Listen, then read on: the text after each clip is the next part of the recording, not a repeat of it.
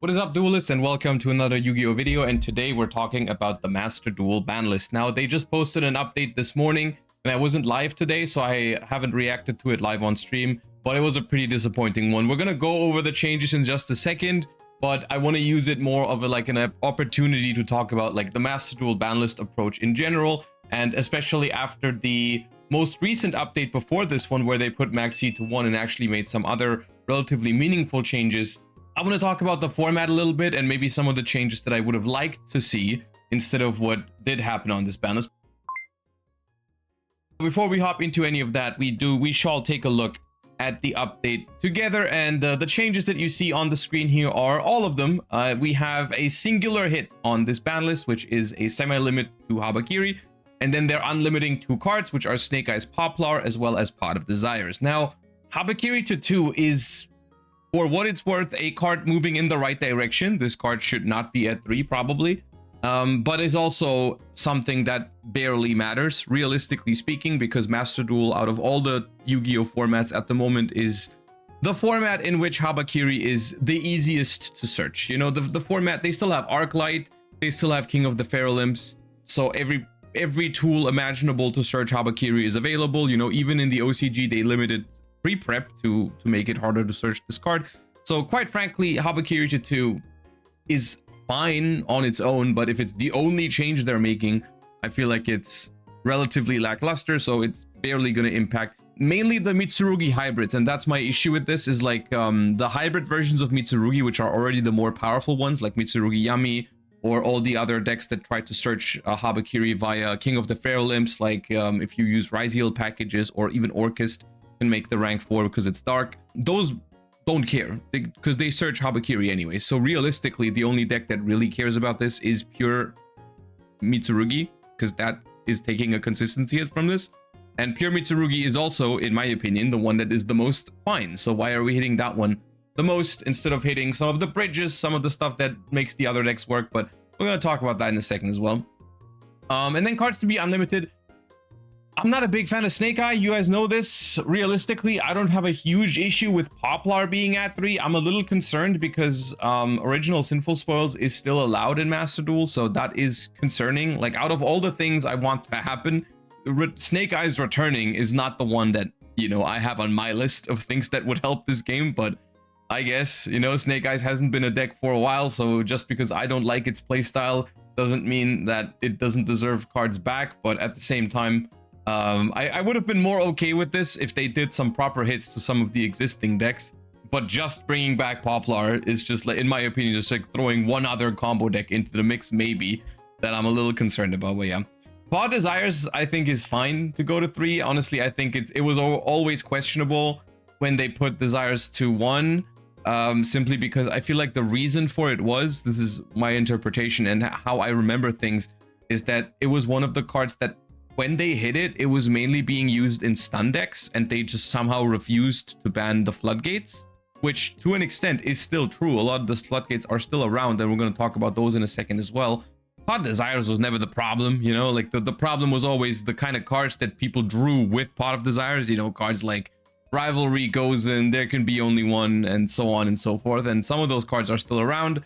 So this is at the moment, I think Pot Desires to 3 only really helps stun and Sky Striker, which, I mean, I'm a fan of Sky Striker, so I'm happy about that. And for stun, I think there's better cards to hit than Pod Desires. So I don't have an issue with Pod Desires going to 3. I actually think it's positive, because that should never have been at 1, in my opinion. At least in modern Yu-Gi-Oh! Maybe there was a time where Pot of Desires was powerful, or too powerful, like when it came out in 2017-ish. I think it came out at the end of 2016, but I think nowadays, where most modern Yu-Gi-Oh decks have engine requirements anyways, and Pot of Desires has too much of a risk attached to it, probably fine to be unlimited. So don't really have an issue with the things that happened here per se, but what I have a bigger issue with is what isn't happening in Master Duel, you know? And I understand that Master Duel is getting more frequent updates, so in theory it's okay, because, you know, if they do smaller changes more frequently, then as a whole it still can be okay, because of course we're getting monthly updates. But realistically, I still think even if you add it all together, what is changing is far too little. Like this is not even small changes. This is basically nothing, right? This is basically nothing. And even if you frequently change basically nothing, you still have nothing basically. And this is something that's been happening in Master Duel for a long time. And one quick thing for all the TCG duelists from Europe and mainly Germany, there is a regional happening at the Gamescom LAN event in Cologne on March 22nd, which is a Sunday. If you want to take part in this regional, which I also might take part in, I'm not sure yet because that's the same weekend as the Master Duel Duelist Cup coming up, but I might be there because I might need the Worlds points for the TCG Worlds race. I'm not sure yet, but there's a chance you might meet me there. Anyways, all the info to this regional is in the description down below. It is organized by a friend of mine, so I'd appreciate if you checked it out and if you have time, if you stopped by. Without further ado, let's get back into the video. And so I want to just like maybe take a little bit of a look at some cards that they could have hit without touching the stuff that is currently in the shop. Because of course, one of the core arguments or one of the main arguments that people always make when it's about Master Duel ban list is like, okay, obviously they didn't hit Yummy, or obviously they didn't hit K9 Vanquish Soul because those decks are in the shop at the moment, which fair enough. From a business perspective, I can understand that. I can get behind that. I mean, whether you agree with that or not, as it being the strategy, I guess is subjective, but at least understandable. At the same time, I think there are a lot of things that they could have done without actually like hitting the Yummy cards directly or the K9 Vanquish Soul cards directly. So basically balancing the format better without hitting cards directly that are in the shop right now. And I just assembled some of these options in this little deck list here so we can talk about them a little bit. Of course, I didn't expect them to hit all of these cards at once, you know, like but I just feel like they kind of keep doing this thing where they just do a little bit too little on every single update, but then over time it adds up into this thing where like, okay, you know, they missed the opportunity, or they missed countless opportunities to, for example, hit Moon of the Closed Heaven, which is a card that recently got banned in the TCG and has greatly, like, super well received change because it stops people from splashing Fiendsmith into everything. And still you see people play Fiendsmith where it makes sense. So it didn't kill the Fiendsmith engine in the TCG at all. So it's been proven that it works and stops people from going crazy combo mode in every single deck.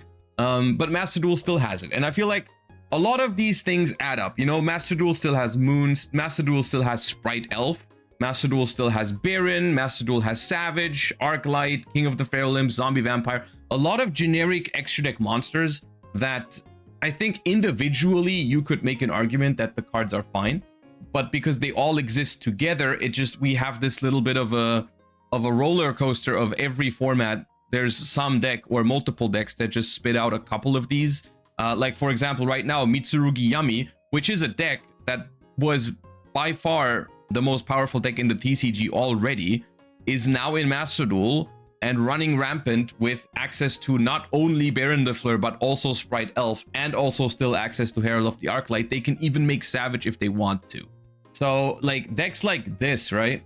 And they're using it. It's not like they can use it, but they actually aren't. No, this deck ends on Sprite Elf with untargetable Baron, untargetable Arclight. Can also throw an IP Masquerena up next to it, plus all the Yummy interruptions, plus all the Mitsurugi interruptions.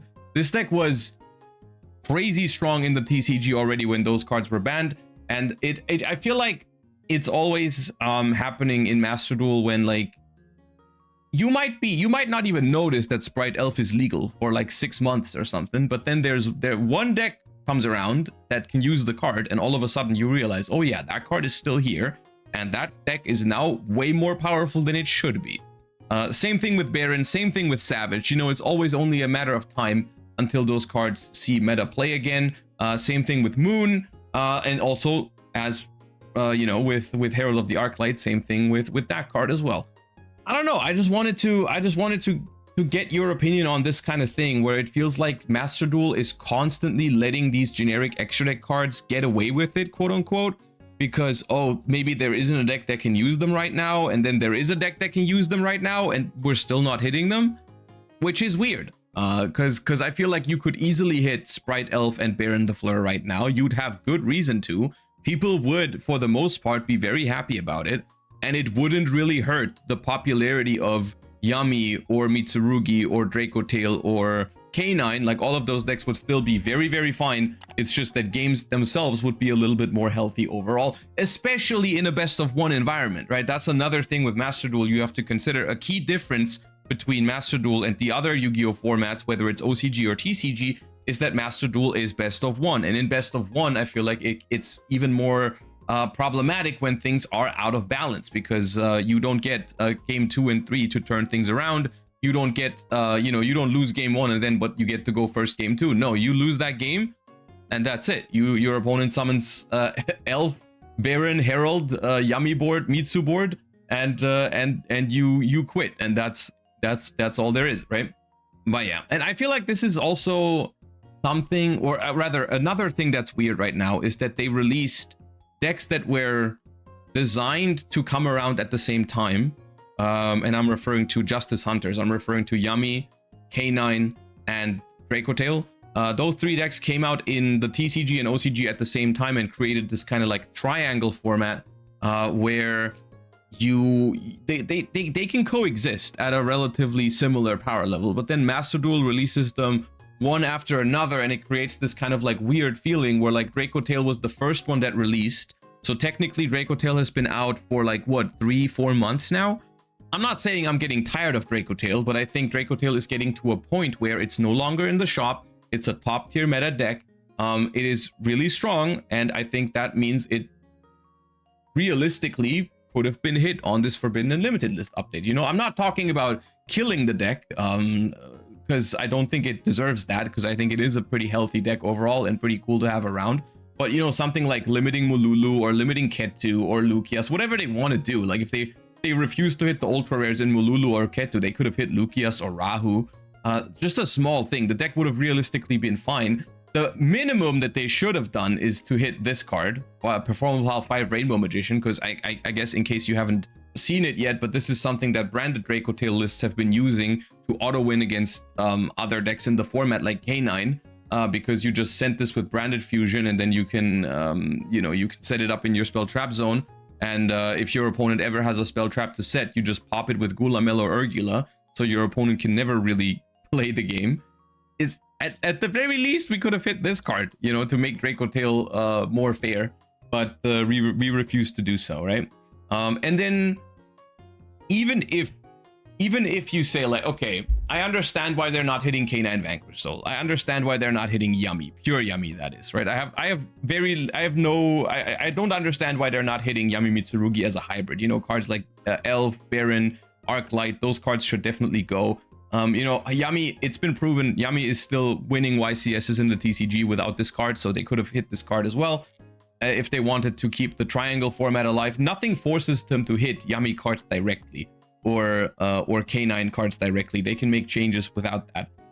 Even if you think it's fine that they kept the, like, Yami, Draco Tail, K9 triangle alive, at the very least, we could have had some generic cards on the ban list to improve the health of the format. You know, Maxi is still at 1, Shifter is still at 1, Fault by the Grave is still at 1, Stolen Lockbird went to 2 randomly, and hasn't moved since. The cards I mentioned earlier that were originally the reason for Pot of Desires to go onto the ban list, which in my opinion was stun cards like Rivalry, Gozen, and There Can Be Only One. I just yesterday had a game on Ranked where I played Vanquish Soul against Odeon, and I already was in a pretty tough spot because I was going second and their opener was pretty strong, and I activated Holy Sue in hand on my turn because I didn't have the proper attributes on their turn. Then I used the effect to summon one from the deck, and they activated Rivalry, and the game ended right there. I did not have a single card that was playable after Rivalry was activated. And I don't want to have the whole Floodgate talk with you guys all over again, but this is something that, especially once again in best of one, is very frustrating. I don't know, I was already staring down a pretty good board, and I was like, okay, I don't know if I can beat this, but let me try. And then this card was activated and the game ended on the spot. And you know, in Odeon decks it might be Rivalry, in other decks it might be Gozen Match, in other decks it might be There Can Be Only One, which is also a card that some of the Vanquish Soul decks can play. And this is a perfect example of a card you could have hit to somewhat hit Vanquish Soul without actually hitting Vanquish Soul, right? So I don't know. I just wanted to hear the community's opinion on this instead of just reacting to a ban list that is literally just this, because realistically this changes pretty much nothing. So I guess what I want to know, or what I'm trying to get to, is, are you okay with the fact that this changes nothing, or would you have liked to see some changes? So I guess you can kind of guess from this video where I stand on it. Like, I think to an extent it's understandable to not want to break up this triangle thing of Dracotail, Yami, and K9, and also Mitsurugi's kind of in there, so it's not really a triangle. But I don't really necessarily hate the dynamic between those decks, but I think there's a couple of other cards that kind of ruin that dynamic. You know, I'm talking bridges between Yami and Mitsu, in general, bridges between Yami and everything, or Mitsu and everything, generic extra deck boss monsters, generic main deck staples that are becoming kind of obnoxious to deal with. So I think there was a lot of potential for this list to improve the format, rather, and that's what I'm frustrated with, right? It's like, it's not that this is a terrible format for Master Duel right now. It's still better than most of what we had, I think, last year. But I think it's always better to change something than to not do anything, right? So I guess let me know what you think about this. Just a little rant that I felt like making because I wasn't live to react to this ban list today. Just the kind of things I've been feeling about it, and just some frustration that's been building up because they just refused to hit mainly the extra deck stuff here, mainly the extra deck cards down here. I mean, Arthalion is just in here because I wanted to talk about Dracotail, but like, these extra deck tools, I think it's been proven over and over and over again that you got to be careful with generic extra deck cards, and I think Master Duel is doing basically the opposite because they keep hitting random main deck consistency and always leave this stuff alive, and I think it's concerning. But yeah, all right.